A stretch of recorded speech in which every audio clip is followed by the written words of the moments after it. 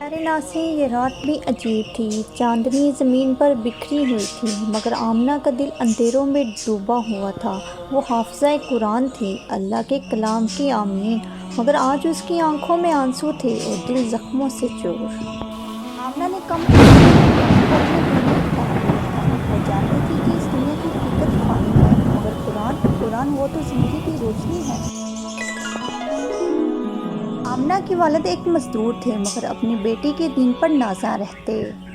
پھر ایک دن آمنہ کے نصیب کا فیصلہ ہوا۔ ایک رشتہ آیا اور آمنہ نے اپنے رب کی رضا پر راضی ہوتے ہوئے قبول کر لیا۔ وہ سوچتی تھی کہ اس کا گھر قرآن کی روشنی سے منور ہوگا، اس کا شوہر اس کا ہم سفر ہوگا، مگر حقیقت کچھ اور تھی۔ آمنہ کا شوہر پہلی رات تو اسے مسکرا کر ملا، مگر جلد ہی اس کے چہرے کی سختیاں نمایاں ہوتی گئیں۔ وہ جس طرح نظر آتا تھا بالکل اس کے برعکس تھا۔ آمنہ تہجد میں اٹھتی ہے، مگر شوہر سخت لہجے میں کہتا ہے کہ سب فضول چیزیں ہیں، آرام کرو۔ آمنہ کا چہرہ اداسی سے جھک جاتا ہے۔ جسے آمنہ اپنا دین کا ساتھی سمجھ رہی تھی، وہی اس کے راستے میں رکاوٹ بننے لگا۔ وہ نماز، قرآن، دین کی باتیں سب کو بیکار سمجھتا تھا۔ آمنہ خاموشی سے سب سہتی رہی، مگر اندر ہی اندر سے ٹوٹ رہی تھی۔ وقت گزرتا گیا، شوہر کا رویہ سخت ہوتا گیا، آمنہ پر غصہ طنز بڑھتا گیا۔ آمنہ تنگ آ کر اپنے والدین کو فون کرتی ہے، آنسو بہاتی ہے اور کہتی ہے ابا میں برداشت نہیں کر سکتی۔ جواب آتا ہے بیٹی صبر کرو، عورت کا اصل مقام اس کے شوہر کا گھر ہوتا ہے۔ وہ سمجھ رہی تھی اس کا دکھ سمجھا جائے گا، مگر اسے صبر کا درس دیا گیا۔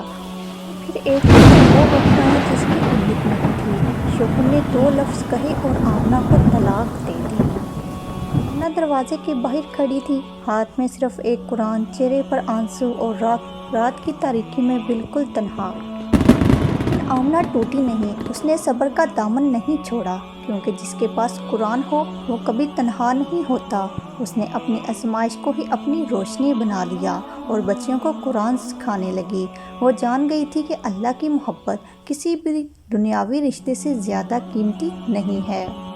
بے شک اللہ صبر کرنے والوں کے ساتھ ہے۔ میرے ناظرین، یہ کہانی صرف آمنہ کی نہیں بلکہ ان سب لڑکیوں کی ہے جو دین پر سمجھوتہ کیے بغیر جینا چاہتی ہیں۔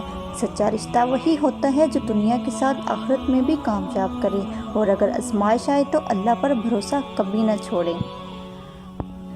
اللہ اپنے پسندیدہ بندوں کو ہی آزماتا ہے اور صبر کرنے والوں کے ساتھ ہے۔